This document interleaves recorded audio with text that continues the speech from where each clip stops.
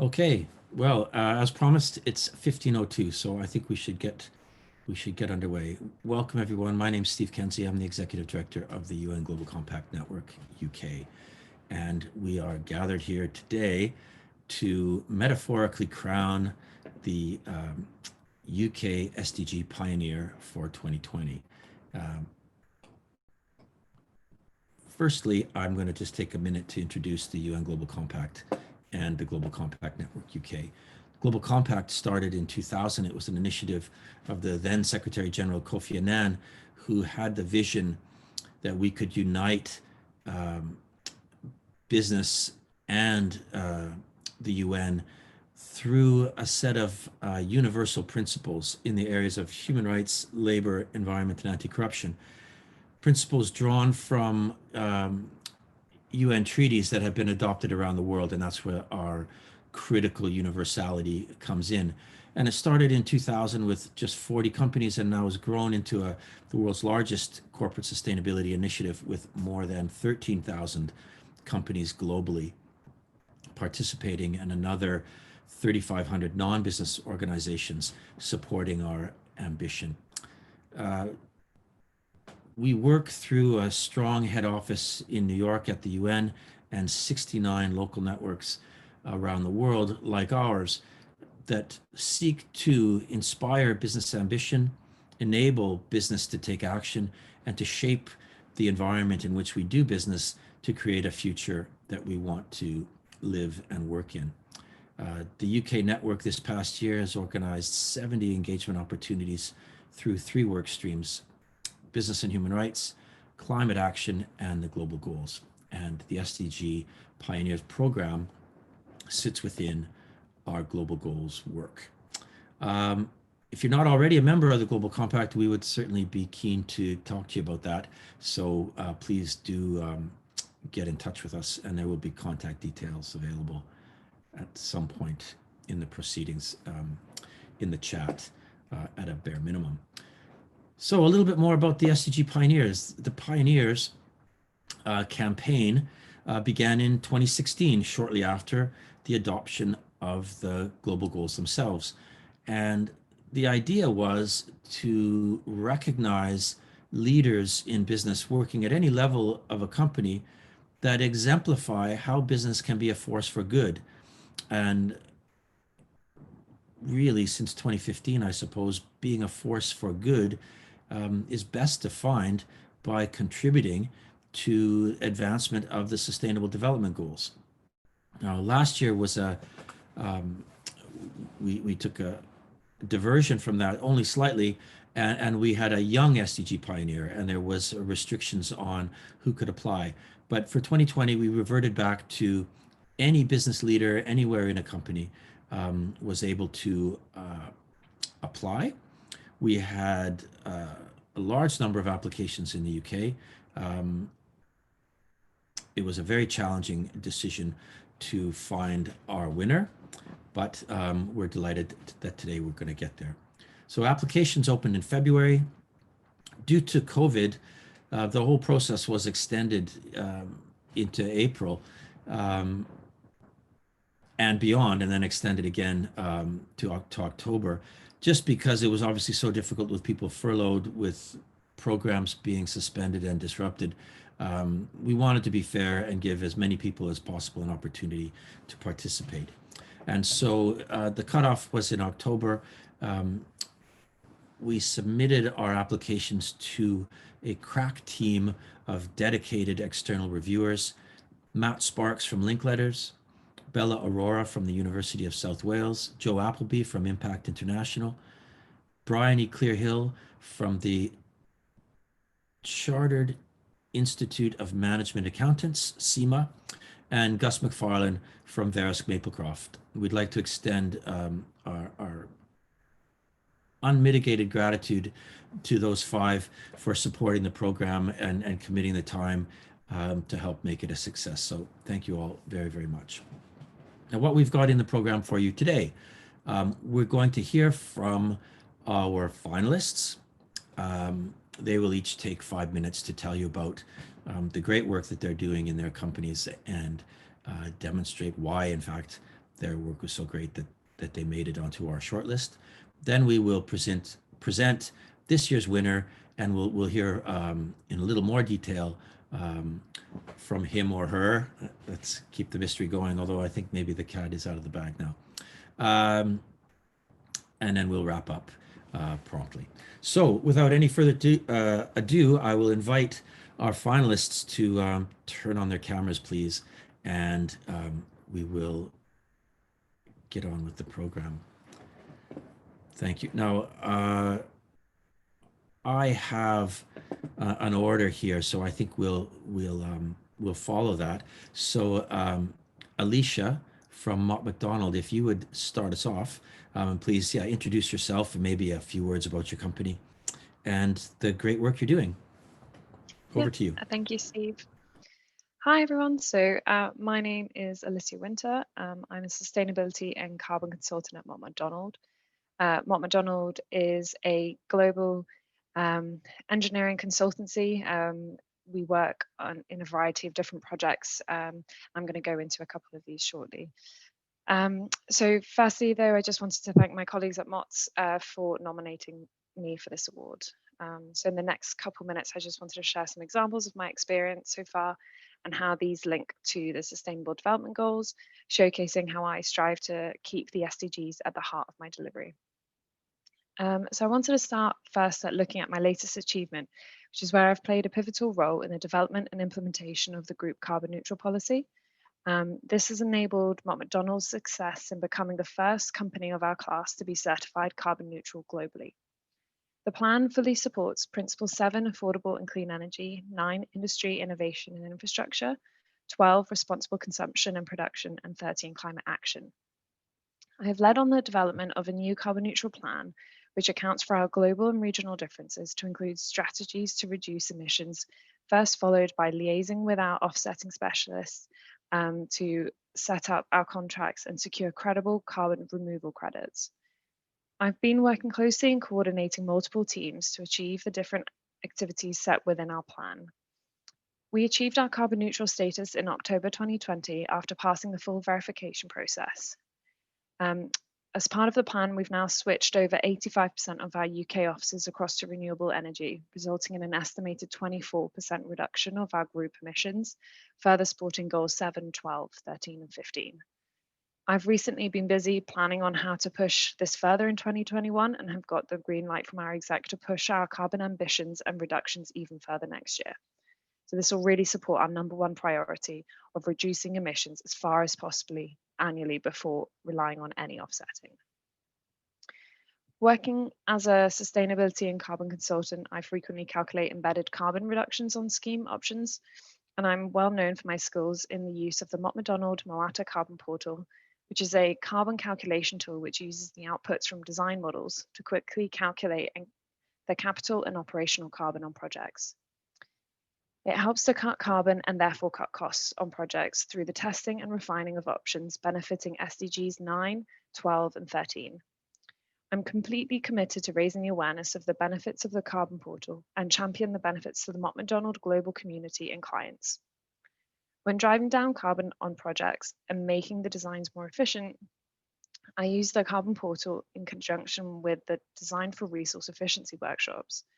I run these workshops with clients, designers, and construction teams to identify ways to reduce environmental impacts and brainstorm and capture potential design opportunities, which will result in materials, carbon, water, and waste savings.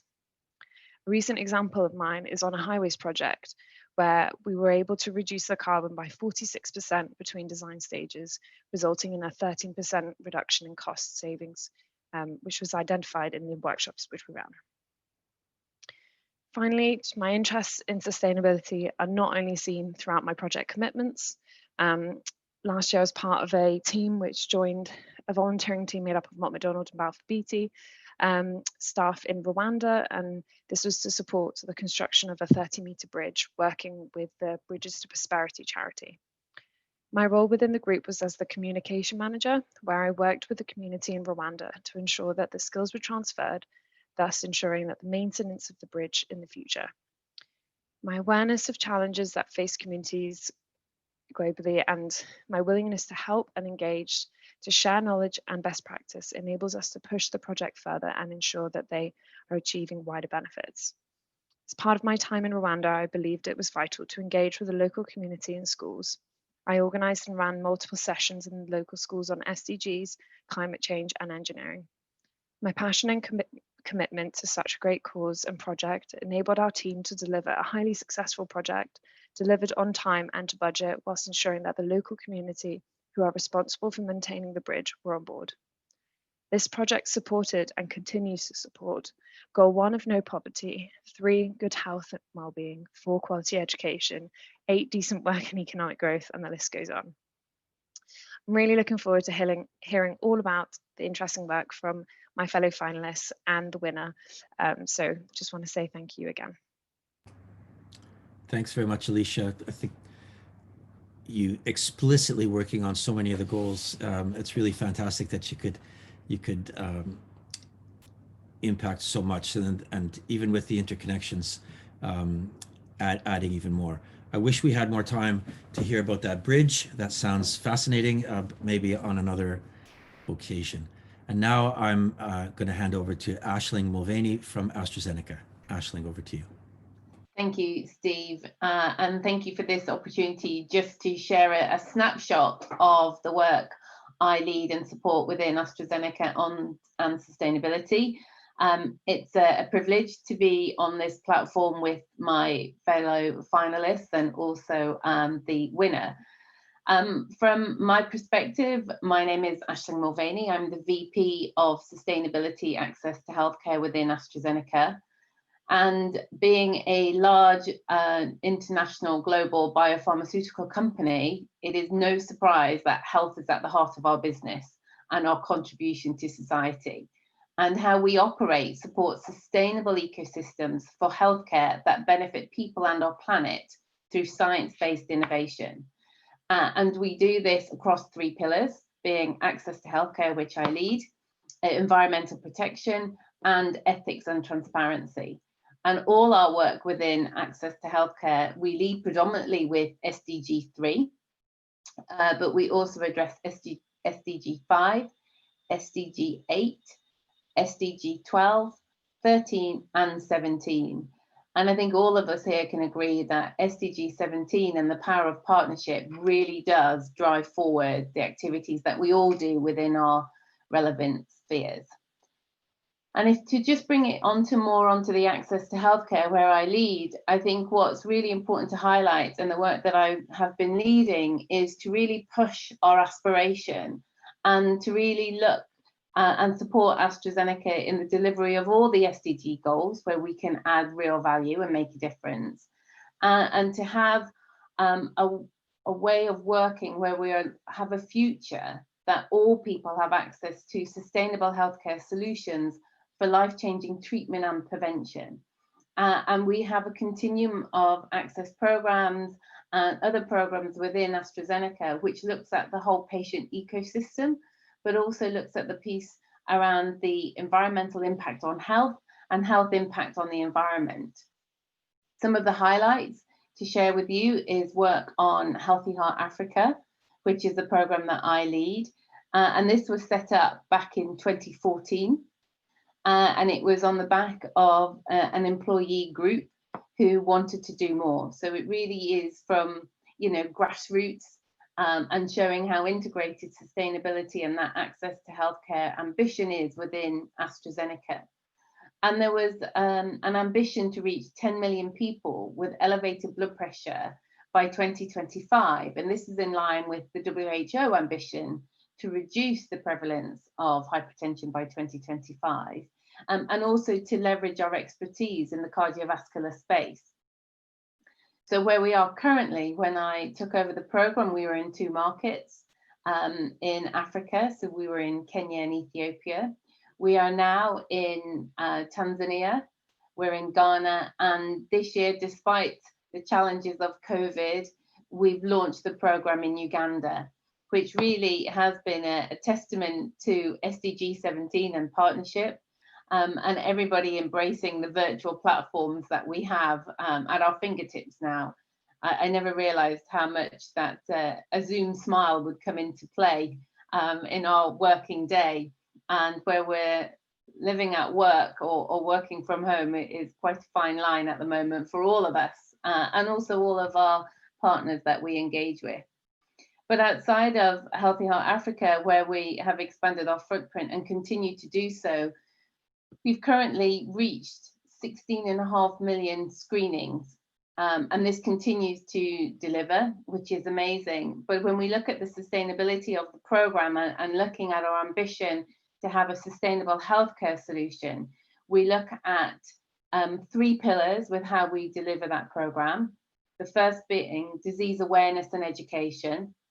If you don't know the symptoms, you don't know how to treat. Actually, there'll be major catastrophic events which can have a detrimental impact on family and life. We work in partnership with government and medical societies to support and facilitate the adoption of protocols from WHO, but also to have integrated treatment guidelines. And then we also look at the access and affordability of a medicine. So we make our branded medicines available at an access price, particularly for those at the base of the pyramid. And this is implemented through NGOs on the ground. And each country is different and each approach is very, very different. And when we look at the whole access to healthcare that we do within AstraZeneca, it really is looking across 5 core material areas. So investments in health systems, which Healthy Heart Africa would be one of those. Looking at affordability, being a pharmaceutical company, there is always a question on affordability, and we have various approaches on that, working in partnership again with government, but PBMs. Looking at disease prevention and treatment, we have a flagship program here called our Young Health program, which is very much in line with prevention. And we look to expand that and have just signed an agreement with UNICEF on that to accelerate some countries. And this is really very much on an educational perspective, not involving any medicines, but to look at engaging with youth, with giving some advice on healthy lifestyle, healthy eating, looking at the risks coming with smoking and alcohol. But also a recent addition is looking at the impact of air pollution and what can be done on that space, which leads us then also into the environmental impact on health. And we also look at responsible research and development.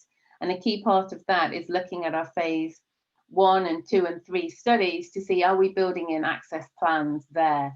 Are we making considerations for access as we're in the early stages? We have a continuation of employee engagement. So we had a program that I set up called AZ Health Connect, where we could make an individual voluntary donation, which would then secure healthcare insurance for a family in Kenya for up to a year, and the set match those fundings. So we continue to work on that, and now we're looking to see how we can expand that further.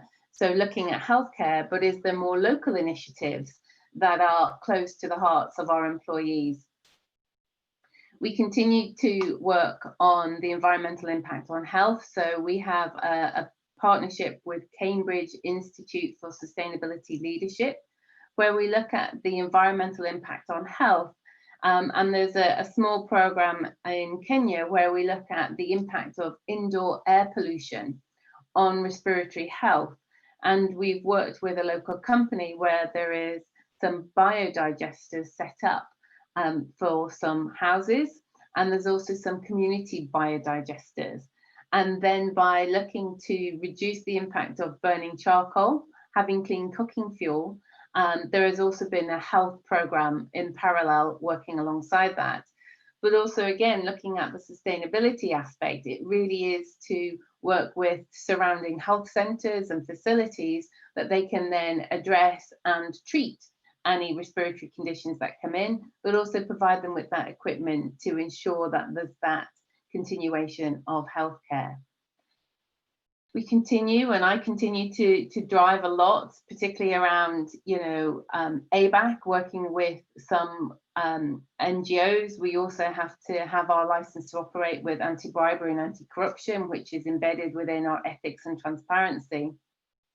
and to keep working and pushing ourselves, but also our partners, to do more in this space. So I'll pause there, Steve, because I appreciate there's others who want to speak, but thanks again. Thank you, Aisling. That's, I think, a fantastic illustration of what we're all seeking.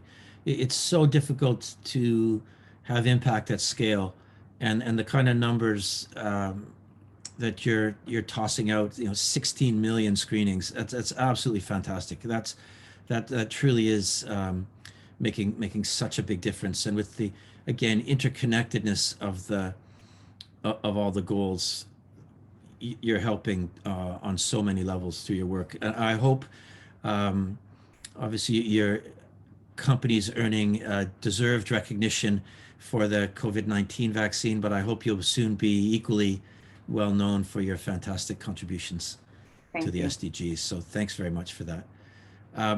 Next up, we're going back to Mott MacDonald. David Orr, would you please share with us what you've been working on? Thanks, Steve. And wonderful to be here with all the other finalists and the winner as well. And it's especially great to see another Mott MacDonald colleague on the panel as well. So I've been with Mott MacDonald for about 3 years. Alicia gave a good overview of what we do in the international development, engineering, and management consultancy spaces. Recently, I've adopted a new role, moving from international development consultant role into being a trade and investment account leader at the company. But a lot of the work that I do on sustainability is very much geared to the international development space. And so there's 3 areas where I really try to embed sustainability into the company and play my small part to make Mott a truly true leader in sustainability. So firstly, it's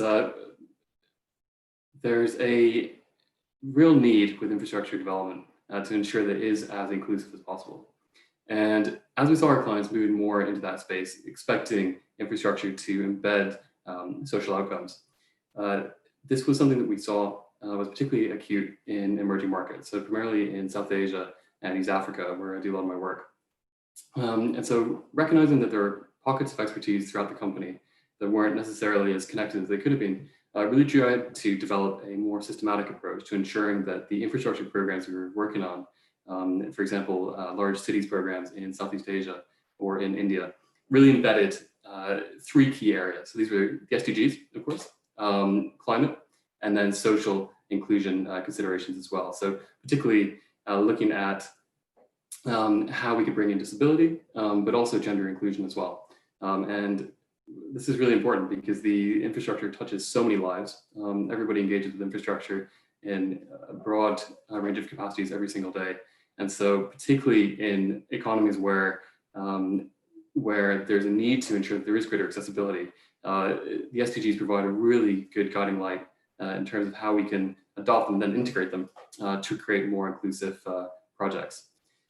So by connecting these areas of the company, it's great to see that Mott MacDonald is now moving towards having a social purpose, which is being well publicized, but also that the SDGs are now key to every single project that we do, that every project that's bid for and also worked upon is now linked to at least one SDG. Secondly, an area where I've helped to embed sustainability is through a program called the 2050 Carbon Calculator. So I'm the country manager for India, Kenya, and Ethiopia for the program. And so what this really tries to do is to use a UK government funded tool called the 2050 Calculator to assist country governments at senior levels to embed this tool and make it easier for them to understand in an interactive and very public way what methods can be undertaken to reduce their climate emissions in line with the Paris Agreement. So providing a really clear interactive digital tool to meet this climate need. And so what I think that demonstrates there is the power of the private sector to harness its capabilities and its expertise in a technical capacity and really fuse that with governments to create really informed and interesting public policy. And so one of the consequences of this work is that the government of India has now used this tool to embed it into their national energy plan, which will promote accessible energy security as well. for over 1 billion residents in the country. So it's, I think, a real testament there to how the public and private sectors can really work together in a way that ensures both business success, of course, but also really leads to true sustainability. And thirdly, I'm a passionate believer that the SDGs don't necessarily end when you leave the office or this year when you close your laptop at the end of the day. And really, it's a matter of blending the SDGs into your work life, but also into your home life as well. And so I think companies can play a key role here as well through the funds they make available to employees to advance efforts for sustainability elsewhere. So it's fantastic to hear the words from other panelists here about the work that they've done in Southern Africa to promote sustainability there. And I was fortunate enough to receive CSR funds from Mott MacDonald for a NGO that I am heavily involved with outside of work called Science Resources Africa, which promotes access to scientific resources to high school students and early year researchers on the African continent. And so this afforded us an opportunity to chair a conference in the Gambia this time last year at the Medical Research Council there. And so we were able to provide 60 scholarships for students across the region, fully funded to come to the Gambia, to the Medical Research Council there, and engage with professors from Cambridge, from EMBL, from the CRI in Paris over 3 days. Have a lot of wet lab experience as well, and also provide some of the first 3D printers to the Gambia and Guinea-Bissau. And throughout this, the SDGs were heavily incorporated to make sure that access to learning, technology, gender equality as well were heavily embedded. And also ensuring that colleagues from Mott MacDonald were able to come along the journey as well. As you may be aware, Mott's is a big health wing, and so it factored in nicely into this work. So it's really trying to demonstrate that your work outside the office is very much linked to the work you do inside the office, and that the SDGs are a clear way to drive that forward. So I guess those are 3 areas where I've helped to play a small role in driving forth the sustainability at the company. And it's wonderful to be here. So thank you very much. Thanks very much, David. Thanks for sharing. I'm going to go out on a limb here. Was that a Canadian accent that I'm hearing, or? It is, yeah. Yeah. Okay. Yeah. So always nice to hear that. Fantastic to see the SDGs being used as a framework and actually influencing decision making. So I really welcome you bringing that out. And of course, the work in India is it is being said in a number of SDG circles that if we can achieve the SDGs in India, we can achieve the SDGs. It's absolutely critical that we make major progress there, and your contributions to that are fantastic. Let me invite you to use the chat for possibly 2 things, and this invitation extends to all of you. I don't know if the 2050 calculator is something that is available for business to use, but if there's a link you might like to share, that would be great. And similarly, for your side project, if that's something that our audience might be able to get involved with, do please feel free to fire a link into the chat to help let people know about that. Our final finalist, Stephanie Corker from Wasserman Experience Limited. Stephanie, over to you. Hi there, thank you very much, and yeah, pleasure to be here today, so thank you. My name is Stephanie Corker. I am an account director and a diversity and inclusion council member at Wasserman, which is a global marketing and talent agency. I am a very passionate and committed advocate for diversity and inclusion, which has not only come from my own lived experiences, but also because I'm in the pursuit of equity for all. And with that, I'm incredibly fortunate at Wasserman to be able to help a company that I love, pushing and driving sustainable development goals, including pursuing gender equality, reducing inequality, supporting education, and upholding peace, justice, and strong institutions. And this has all been enabled by the fact that I have amazing senior leaders at Wasserman who not only support basically all of my ideas, but show up for all of the panels on all of the initiatives that we run at Wasserman. And not to mention, of course, our colleagues across all of our global offices really leaning in and engaging with these programs that are there to basically better educate, so that we're all on this sort of continual journey of learning, and also hopefully helping the wider business and some of our amazing clients to pursue a more inclusive society. And inclusion is a really important core principle for us, and it is definitely one of my personal goals that diversity and inclusion for me should weave into every aspect of a business, because business is all about people after all. And you know, in light of what has been a really strange and point shocking year that 2020 has been, we wanted to make sure that despite the lockdowns, despite some of the horrible situations that have been taking place, you know, that we are continuing to do the work that needs to be done and support others, especially because the pandemic has not only highlighted but exacerbated inequalities that exist in society. So for us and for myself at Wasserman, it's been doing a lot of work through Diversity Inclusion Council and charity work that we engage with. And some of this is just simple as basically leading conversations, difficult and uncomfortable conversations about things like racism, colonialism, privilege, you know, unconscious biases, as these are really key issues that need to be addressed, but I think we all agree, you know, aren't spoken about enough. And it's about creating sort of educational, informative sessions for all of our staff so that they can better understand why it matters for everyone, you know, but how it matters within the way we work and the people we deal with, and how we can help suppliers, our clients, and our employees. And so we really have been doing this by having monthly pan-industry events. They used to be in person back in earlier this year, and we sort of had to switch and go virtual like everybody else has. And one of the things that we really wanted to address quite early on is how, as I said, COVID-19 has affected some people more than others, in particular individuals from minority groups.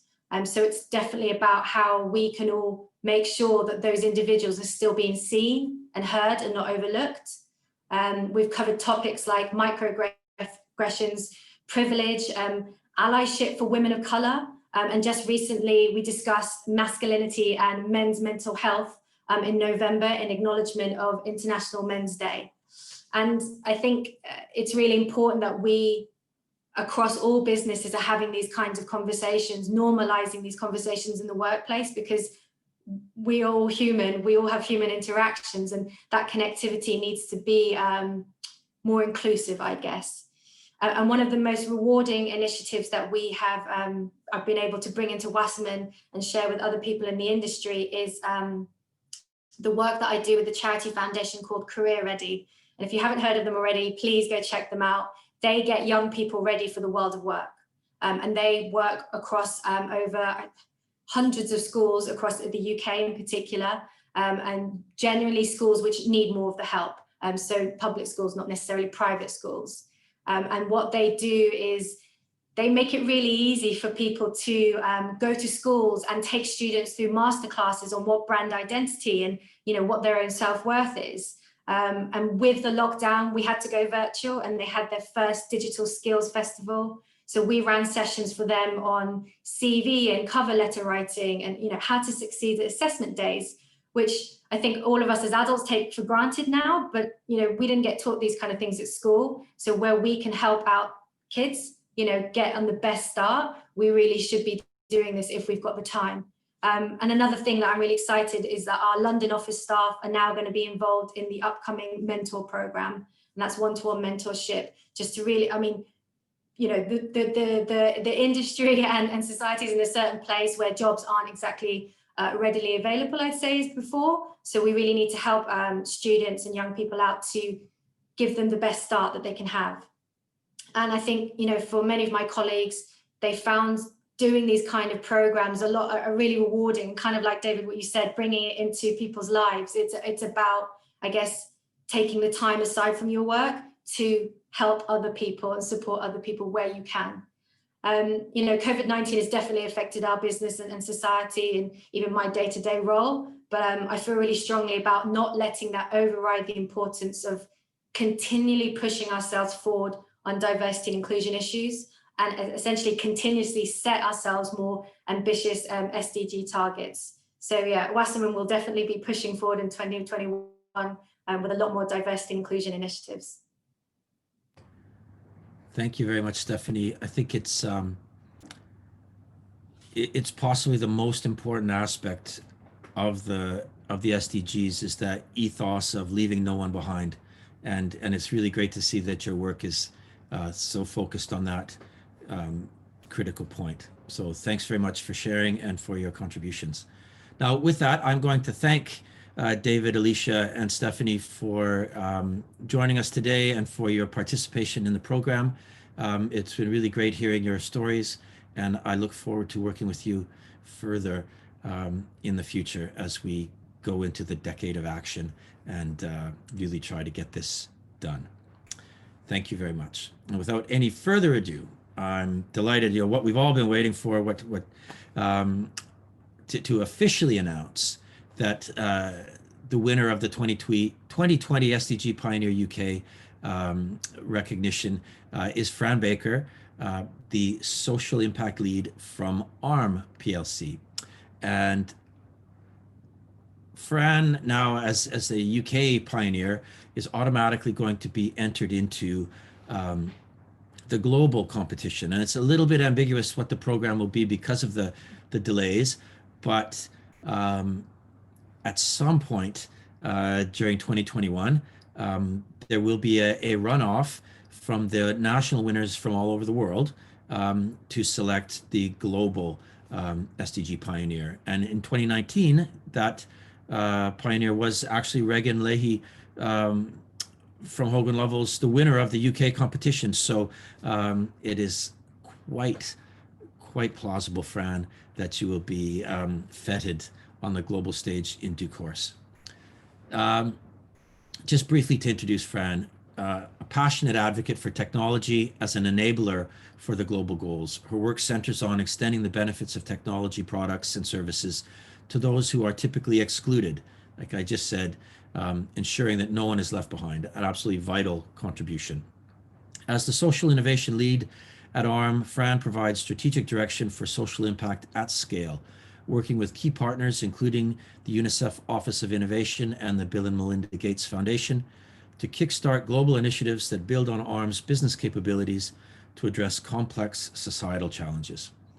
As part of ARM's COVID-19 task force, Fran rapidly engaged in partnerships to create low-cost, easily replicable COVID detection and prevention solutions for low-resource settings, as well as cultivating longer-term pandemic solutions. Again, vital work. Fran catalyzed ARM's engagement with the UNGC SDG Young Innovator Program, and we're really happy that she'll be supporting ARM's participation in the second cohort of that program this year. Fran, over to you. Please tell us about yourself and the fantastic work that you're doing. Thank you very much, Steve. Can you hear me okay? Yes, off you go. Thanks. I'm really honoured to be chosen as the SDG Pioneer for the UK, especially amongst all that amazing work that you've just heard about. And so I've been asked to share a bit of my story with you today. So I'll give you a quick introduction to my company, talk a bit about our sustainability agenda and why this is important to us, and then share some of the examples of the types of things that I've been working on that are important to me. So firstly, I work at ARM, which some of you will know and some of you won't, but ARM is a semiconductor design company and we're headquartered in the UK with offices globally. Our tech is also prevalent globally. ARM touches 70% of the world's population, and that's because we design the chips that power our digital lives. That's from small wearable devices right the way through to mobile phones, cloud servers, and supercomputers. And everybody will be aware that computing has become a central part of everyday life for many people, and that's thanks to the continuous evolutions of smartphones that have now become our primary compute platform. Smartphones have enabled computing everywhere, from the smallest devices. Some of you may have smartwatches or VR goggles, all the way through to smart cars, smart homes, and smart cities. And these are all powered by chip and sensor technology. And ARM compute technology today is deployed through our ecosystem of partners because everything that we do is in partnership. And it's resulted in huge success for us as a business over the last 30 years. We just celebrated our 30th birthday 2 weeks ago, and we're fortunate to still have some of our founding members working in the company. But with that initial growth, it picked up rapidly in response to the growing needs of the market as more and more people had mobile phones, more and more people wanted connected technology, and more chips were produced. The industry boomed. So there's been continuous demand for the types of technologies that you see on the screen, and industry demands are now pushing the next growth phase. So there's game-changing technologies on the horizon. So it's a really interesting time to be working in the tech sector. But where do the SDGs fit into this? Well, our sustainability mission underpins our company vision, and this is to use our partnership business model to ensure that our technology helps to realise the UN's Sustainable Development Goals, the SDGs. And many people who are on this call will know exactly what the goals are, but for anyone who doesn't, here's a little refresher. In 2015, world leaders from all 193 member states of the UN agreed to 17 interconnected goals, the 2030 Agenda for Sustainable Development, with the aim to create a better world by 2030, ending poverty, fighting inequality, and urgently addressing the climate crisis. Behind the goals are 169 targets, and behind the targets are 232 indicators, and each of these are used to measure progress towards reaching the 17 interconnected goals. And increasingly, businesses, NGOs, organisations and individuals are coordinating around them because they provide a universal language. This is the world's largest to-do list. And these goals underpin our sustainability approach at ARM because 70% of the targets can be directly supported by advanced technologies, which means that ARM and the tech sector have a significant role to play in addressing some of the world's biggest challenges.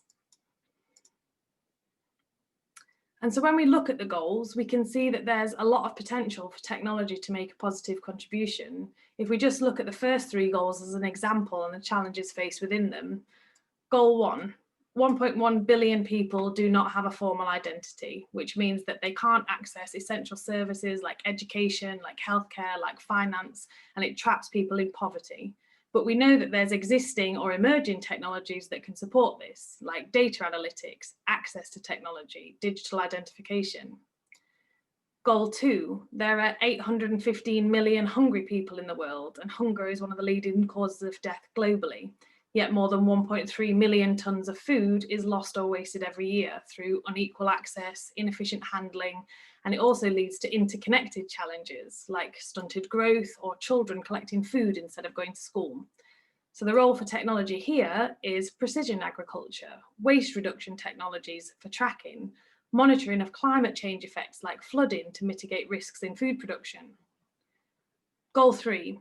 Half of the world's population lack access to basic healthcare, and I don't need to tell you what that means. But we've seen through the COVID crisis how telemedicine's on the rise and how we might begin to look at precision medicine. And so one of the things that we've done at ARM is to make an inventory of the technology trends that we see and the technology needed to achieve the goals, what challenges there are and what technologies can help to solve those challenges. And we're already seeing a variety of areas that could help advance the goals and align with technological progress. In some cases, some solutions involve rolling out existing technologies to new areas, such as data analytics or improved connectivity. And in other areas, for example, waste reduction technology and precision medicine, may be further out and need additional research to make them ready to be implemented. But for all 17 goals, we found that there's a big role for digital technology to play. And so what does it mean to be a sustainable business? Many of you will have heard of sustainable development being defined as meeting the needs of the present without compromising future generations' ability to meet their own needs. But what does that mean in a business context for companies like ARM, and how has it evolved? Historically, sustainability was around managing past impacts and risks, and that's important, but more so it's becoming about creating future opportunities and being future fit. Expectations are also shifting for consumers and for employees, and instead of causing less harm, we're seeing leadership and the expectation of business to find ways to do more good, thinking about how to restore and regenerate and helping those within their ecosystems to do the same. And sustainability is moving beyond philanthropy. And what we're seeing are estimates that achieving the global goals can unlock a $12 trillion market opportunity. And so becoming a sustainable business is the only way that for-profit companies are going to survive and thrive into the future. And sustainability is becoming about being not just the right thing to do, but also the smart thing to do, as there's these large scale shifts from defensive and charitable sustainability activity to strategic and systemic. And every company in every sector will have multiple different sustainability challenges. And ultimately, sustainability is about business strategy. And for us as ARM, as there are huge shifts currently underway in the computing market, there's also huge shifts happening for people and planet. And these must be considered together for businesses to be fit for purpose. You can't have healthy people on an unhealthy planet, just as you can't have a sustainable business in an unsustainable world. And at ARM, my role focuses on these types of challenges and opportunities. And I'm really proud to lead social impact and innovation, which is all about marrying our business capabilities with our societal responsibilities. And I was asked to share with you the types of things that I've been working on lately and what I've been excited about. And there is a lot of choice because I'm really excited about most things that I work on because I really love my job. But social innovation acts as the engine for sustainable innovation, whether that's related to extending the benefits of technology to people in areas that are currently underserved, whether it's working with social entrepreneurs and startups, or whether it's identifying sustainable growth opportunities within our own business or ecosystem, as well as the risks. And so we're catalyzing and optimizing scalable, high impact technologies through responsible partnership. And in doing that, we uncover new challenges and new and important use cases where technology can play a role. From talking books, which you can see in the top left-hand corner there, that deliver instructional and educational messages to low literacy populations who are cut off from other information sources. Simprints in the middle and their biometric scanners connecting people to their medical records. Launching inclusive innovation challenges with UNICEF and the Gates Foundation for water, sanitation and hygiene solutions, to supporting Wild Labs, which connects conservationists to technologists who are developing and using camera traps for wildlife monitoring, acoustic sensors assessing trends in animal and human behaviour. But we're also thinking about people's requirements and their needs. And in many of the regions that we operate in with our social impact partners, taking mobile devices as an example, mobile technology is a lifeline, not a luxury. It's a device for all of life's transactions, and therefore the requirements for that technology may be different. Connectivity is deemed to be a critical enabler for social and economic well-being, and we know that bridging the digital divide is key to economic growth as well as to reducing inequality. And these are all innovations that are leading with purpose, and the SDGs are a catalyst for responsible innovation. And so now I'll share a little bit more detail on a few of these examples for this kind of work. Firstly, I'd like to share the outcome of the 2019, oh, I've skipped on too far there, excuse me a second. The outcome of the 2019 SDG Young Innovator Programme that I was really keen for ARM to be part of last year. And I was one of the team members that joined along with my wonderful colleagues, Rosalie Tribe and Renee de Jong. And the SDG Young Innovators Programme is a 10-month accelerator where we develop skills around business model innovation, sustainability, disruptive technologies. And our group worked together to integrate sustainability thinking into our research processes with great success. This involved internal change management and collaboration, where we were working together to come up with new ideas, new opportunities, new markets to explore, and new processes through a sustainability lens. And embedding sustainability into research thinking and actually moving from discussion to action happened through process by integrating SDG metrics and measurements directly into the processes and project development. And it's been really impactful to see what can come out of tying into existing processes. So I think initially we were intending to rip everything up and start again. But in the end, we actually found the people who are interested and have the passion. We worked with the people who manage the processes to make sure that tracking and embedding sustainability didn't become a barrier to progress, but a valuable lens for that division to look through. And that started with understanding whether a project was aligned to any of the goals, and ultimately it came about driving progress towards the goals. And so we've continued on with this work, but we've also established a cohort for 2020, both in the UK and the US as part of this programme. And I've become the ARM champion for the UK team. So we're really looking forward to seeing what business opportunity those groups decide to tackle next.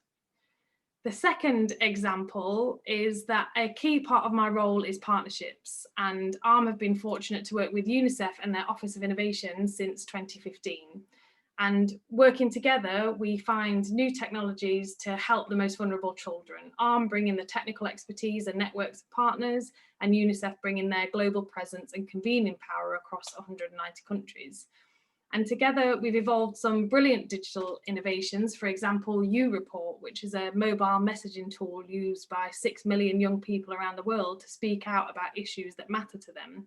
It could also be used to provide life-saving information. For example, during Hurricane Irma in 2017, ARM enabled improvements to the core infrastructure of U-Report that meant that UNICEF could urgently deploy communications to affected communities within 24 hours, something that had previously taken a week.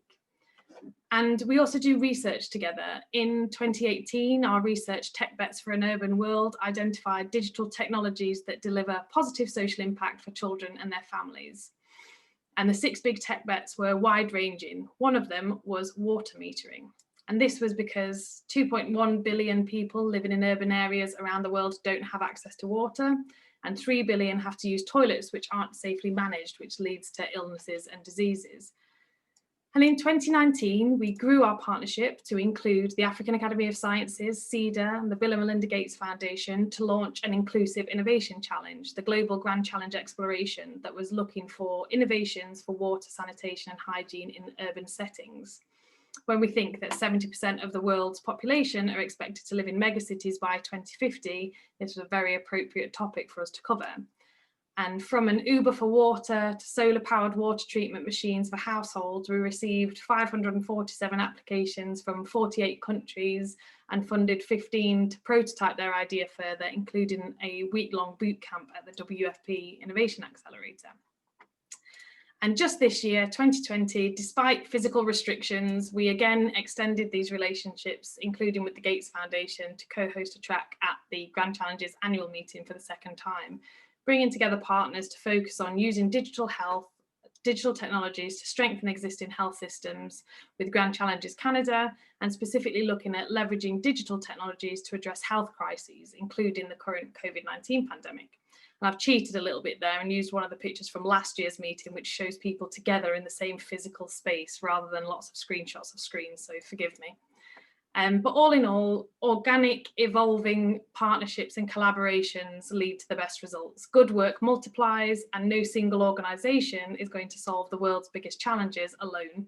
And by working with, learning from, and co-creating with the problem holders, it means that we can innovate even for the hardest to reach. And the third example is how in the last year we have grown opportunities for our employees at ARM to develop their skills and deepen our commitments to the goals through our people and our technology. So for those of you that don't know, ARM already has an excellent employee community engagement program called Team ARM that gives everybody at the company the opportunity to use their time and skills to volunteer, campaign and fundraising. And in the last year, in collaboration with Sustainability and Talent Development and Team ARM, we've developed 2 additional professional development opportunities. One is the Global Goals Immersion Programme, where employees engage with short-term skills-based volunteering activities with one of our social impact partners. And 2 is the Sustainability Assignments, where an employee can go on a longer-term assignment working in-house with our social impact partners using core business skill sets. And these are valuable experiences for the employees, for the organisations we work with, and for us as a business, as we know that many of our people are driven by this impact and more deeply connects our societal responsibilities with our business capabilities. And in the interest of time, I'm going to skip this example, even though it looks wonderful on the screen, because I know that you would like me to talk about COVID-19, and COVID has quite clearly highlighted the interconnectivity and fragility of the systems that hold our lives together. It's exacerbated inequalities and divisions between the haves and the have-nots, and it's also become increasingly clear that all businesses need to step up to ensure a more equitable rebuild post-COVID. And at the outbreak of the pandemic, myself and a small group of brilliant colleagues established a company-wide COVID-19 task force, which aimed to use our core capabilities to respond to COVID challenges. And as a global tech player developing fourth industrial revolution technologies with thousands of engineers worldwide, again, we're in a unique position to offer or apply our skills and people to the strong network of partners locally, nationally, and globally. But first, we had to look where we had the greatest impact. And beyond, of course, supporting our people and our local communities, we also looked at how we could apply our existing assets to support first-line response in the medium term, but also what our unique contribution could be in the longer term. And our COVID response was shaped by a collaborative team from across the business, and together we've been supporting our people and communities to make PPE, personal protective equipment, and also meals for local hospitals. We've been de-restricting funds to partner charities to enable them to survive difficult periods. We've been producing educational materials to support home learning. We've also collaborated with a number of tech partners on the UNDP Hackster Challenge, calling on Hackster's global community of 1.3 million developers to invent low-cost, easily replicable, open source technology for the detection and prevention of COVID and that can be applied in low resource settings. And we've been working with Simprints and other partners to develop their digital identity tool to strengthen existing healthcare systems to ensure that last mile delivery and equitable distribution of COVID and other vaccines in the medium to longer term can be applicable by unblocking some of the technical challenges that surround that. And there's been so much more amazing work from our organisation through COVID, particularly from the developer community, and you can read more about that on the ARM website. But to finish, I just want to share that through all of these examples, the end game is to ensure that technology rises to the demands of a more sustainable ecosystem and world. That might be repurposing existing technology to solve challenges in new segments in markets or inventing new ones. And the goals are an opportunity for us to do good and do good business. And a lot of what I do is attempting to get other people to agree with that. So I hope that you also agree with that after this presentation. I think many people's visions for the future is for business as a force for good as a default. We are global citizens and we each have a role to play, whether as individuals or within our companies, in what happens next. And so I would urge people to look at how you could positively influence your corner of the world. And if I look back on the last 3.5 years working at ARM, I have had some incredible opportunities. I've had the privilege of working in amazing places. I've been able to work with and learn from brilliant minds internally at ARM and amongst our sustainability and partner ecosystem. And these connections and experiences have sparked new ideas, highlighted new problems to solve, developed into new innovation and co-creation partnerships and opportunities for our technology, our sector, and our people. And what this period has taught me is that looking for perfection sometimes gets in the way of progress. Successful and impactful partnerships, whether internal or external, come with time, come with effort, and most importantly, start and end with the relationships that you form. They're quite often helped with a solid dose of humour, and that no individual, business or organisation can attempt to solve some of the world's most wicked challenges alone. So I'd like to firstly say thank you to everyone who's been part of this journey, some of them featured on the screen right now, and also to share the credit of this SDG Pioneer recognition for ARM with every one of our partners globally who have contributed to our joint success. Thank you very much for listening. Please do feel free to keep in touch, and back to you, Steve. Fran, thanks very much. You're a most deserving winner. I hope that we'll see more of those group photos being generated again next year. And, you know, it's really clear and obvious why you love your job. You certainly get to do some very interesting work. We're out of time, and I really don't have much to add anyways. I don't know how I could top what you've just said. So I asked Cynthia to put into the chat box a link to our Young SDG Innovators program. Your testimonial, I hope, has got some more people interested. So please, if you're interested in learning more about the Young SDG Innovators, do check out that link. We still have room, I think, for 1 or maybe 2 companies to participate in the second cohort, which will be starting early in the new year. I put out an email account up there. If you're interested in more information about Global Compact, do get in touch. Thank you all very much for joining us today. Thank you to our finalists for participating. I hope we've inspired you to enter the competition in 2021 and to get more engaged around the SDGs. Thanks again to Fran and congratulations, and I wish you all a great afternoon.